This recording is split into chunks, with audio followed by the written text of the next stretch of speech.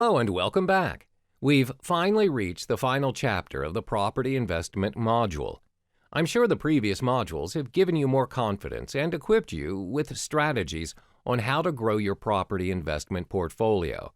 Now, all the information would surely be meaningless if you do not start and act on it. So this module will give you a recap of the previous modules and simple steps for you to take that leap. Let's INVEST. INVEST provides you with a step-to-step guide to kickstart your property portfolio. Firstly, identify your resources and financial capability.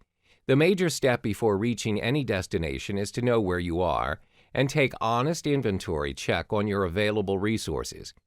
As stated in the earlier modules, you will need at least a capital of $50,000 to begin your property journey. A strong income and having financial savings plan is a foundation that will support your ability to finance your property. Next, narrow down your choices.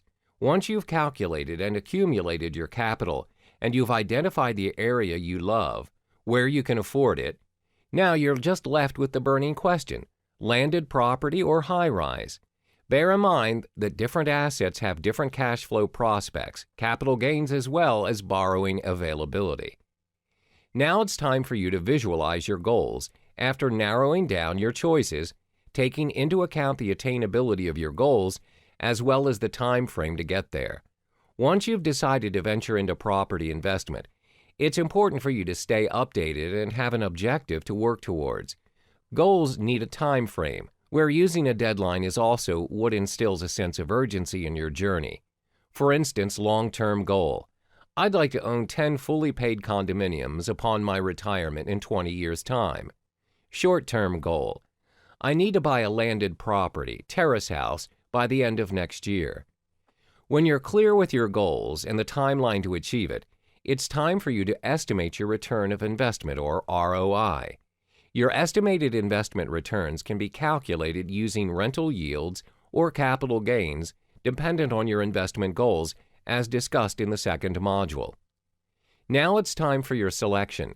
After you've identified your resources, narrowing down your choices, visualizing your goals clearly, it's time to select your game plan, which incorporates aligning your purchase with investment goals, objectives, and time frame, focusing on rental yields, medium to long-term investment, or capital gains, short-term investment, selecting and securing the right mortgage, standard term loan, flexible mortgages, or fixed term bundled with insurance, but always bear in mind not to take more than a 20-year loan.